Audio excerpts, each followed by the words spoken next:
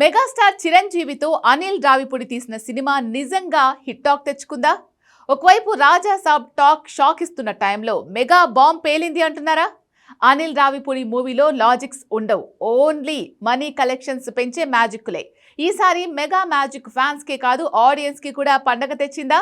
నిజానికి మన శంకర వరప్రసాద్ గారు ఫస్ట్ హాఫ్ అద్రిందంటున్నారు, సెకండ్ హాఫ్ కాస్త వీక్ అయిందన్నారు. కానీ ఓవరాల్ గా మాత్రం హిట్ టాక్ రీసౌండ్ చేస్తుంది అంటున్నారు. ఇంతకీ దీని అర్థం ఏంటి? ఆచార్య నుంచి భోలా శంకర్ వరకు చిరుకి ఈ తరహా హిట్ వచ్చి చాలా కాలమైంది. ఇంతకీ ఇది ఖైదీ నెంబర్ 150నే మించేలా ఉందా?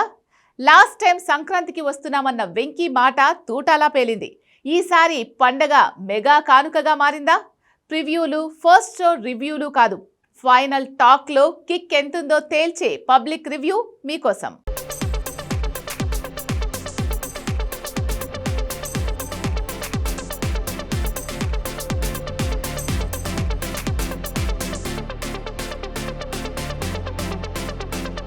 మెగాస్టార్ చిరంజీవి తన ఒరిజినల్ నేమ్తోనే చేసిన ప్రయోగం మన శంకర వరప్రసాద్. అనిల్ రావిపూడి సినిమాలంటేనే సక్సెస్ మినిమం గ్యారంటీ.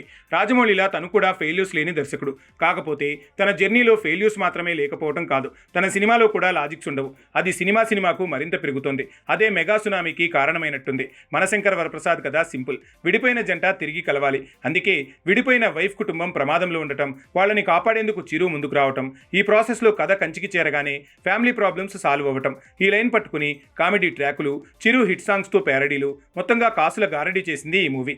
మనశంకర వరప్రసాద్ మూవీలో చిరు లుక్ వింటేజ్ మెగాస్టార్ని తీసుకొచ్చినట్టుందంటున్నారు.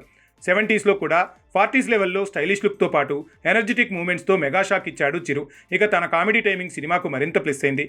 కథనంలో లాజిక్స్ గురించి పక్కన పెడితే కామెడీ దాడి మాత్రం మెగా స్థాయిలో ఉంది. వెంకీ కూడా తన కామెడీ టైమింగ్తో సినిమాకు ప్లస్ అయ్యాడు. కాకపోతే సెకండ్ హాఫ్లో కథనాలు కాస్త అనుకున్నంత గొప్పగా లేవనే టాక్ షాక్ ఇచ్చింది.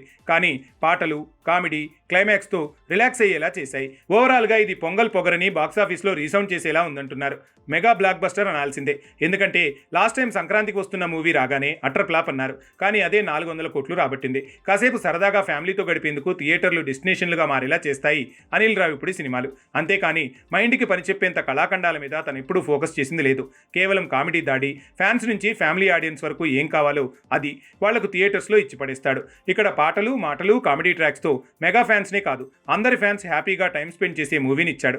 కాకపోతే లాజిక్స్, లెక్కల ప్రకారం చూస్తే అనిల్ రావిపూడికి 10కి 3-4 మార్కులే పడతాయి. కానీ అక్కడ బాక్సాఫీస్లో వసూళ్ల మార్కుల కంటే ఎక్కువ పడేలా ఉన్నాయి. వెంకీ మూవీనే 400 కోట్లు రాబడితే చిరు సినిమా కాబట్టి 500 కోట్ల నుంచి 800 కోట్లు రాబట్టే అవకాశాలే ఎక్కువ. ఇది పబ్లిక్లో భారీగా పెరుగుతున్న టాక్. రివ్యూలు అయితే maximum below average, just average అనే అంటున్నారు. కానీ పబ్లిక్ రివ్యూ మాత్రం పాజిటివ్గానే పెరుగుతోంది.